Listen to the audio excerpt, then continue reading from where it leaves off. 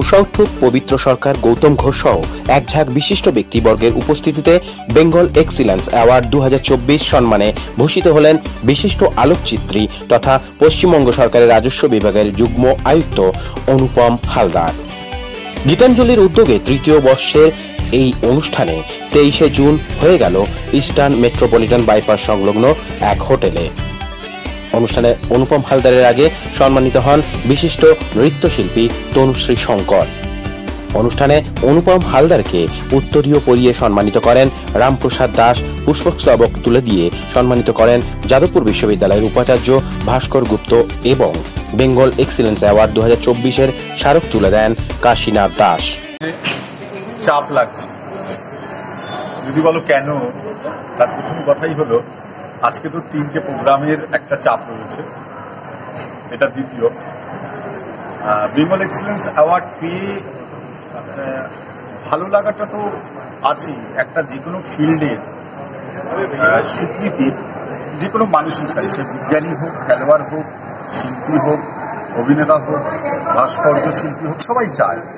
তো Bengal excellence award একটা সংস্থা যে সংস্থা প্রত্যেকটা ফিল্ড, প্রত্যেকটা এক্সিলেন্স সংস্থা যারা রয়েছেন তাদেরকে আরও উৎসাহ দেওয়ার জন্য গত 3 বছর ধরে করছেন। এই বছর আমাকে অনেক আগেই কন্ট্যাক্ট করেছেন, আমার সময় নিয়েছেন, কবে পারবেন এগুলো সমস্ত জিজ্ঞেস করেছেন। তারপরে যখন অ্যাওয়ার্ড লিস্টটা পেলাম আমি না খুব অবাক হয়ে গেলাম। অ্যাওয়ার্ড লিস্টটা দেখে তাদের সঙ্গে আমাকে এক মঞ্চে দাঁড় করিয়ে দিচ্ছেন, যাদেরকে দেখে ছোটবেলার থেকে উৎসাহ পেয়েছি, যাদেরকে দেখে ভেতরে শিল্প ভাবনার কোনো না কোনো একটা সুর ভেতরে ঢুকেছে। তারপরেও আসলাম, পরিবেশটা খুবই ভালো, খুব সুন্দর নৃত্য সঙ্গীত এবং তার আয়োজন রয়েছে। নিজেকে মনে হচ্ছে যে প্রতি মুহূর্তে একটা সরকারি কাজ, এটা নিজের কাজ, কোন কাজটাকে প্রাধান্য দেব। সরকারি কাজটা যতক্ষণ সরকারিভাবে রয়েছে আমাকে তো করতে হবে, ওটা আমি বাউন্ড করতে।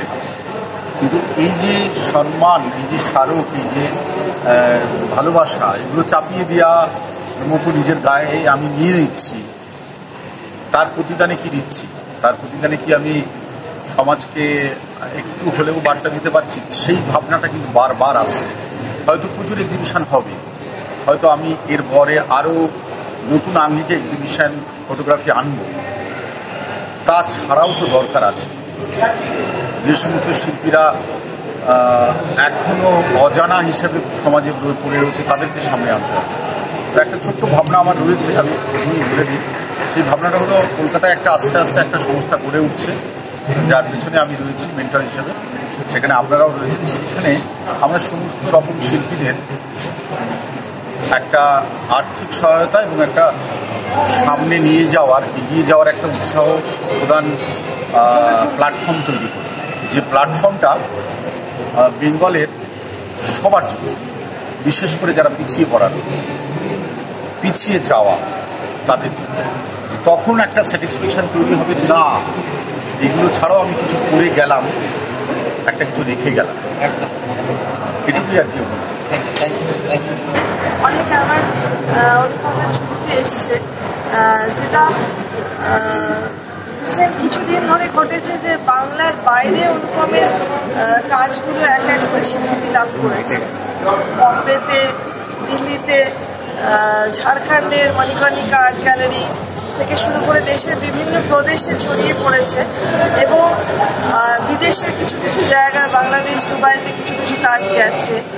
এই যে যাওয়া, কাজের প্রসার হওয়া, এটাই হচ্ছে বাঙালি হিসেবে গর্ব অনুভব করার সময়, যে বাঙালি কাজ আস্তে আস্তে বাংলার সীমা ছাড়িয়ে বাইরে বিভিন্ন জায়গার মানুষের হৃদয় ছুঁয়েছে, তাদের কাছে গ্রহণযোগ্য হয়েছে এবং আস্তে আস্তে বিভিন্ন রকমের অ্যাওয়ার্ডও আসছে, বিভিন্ন প্রাদেশিক অ্যাওয়ার্ডও আসতে শুরু করেছে। Bureau report, UK news Bangla, Kolkata.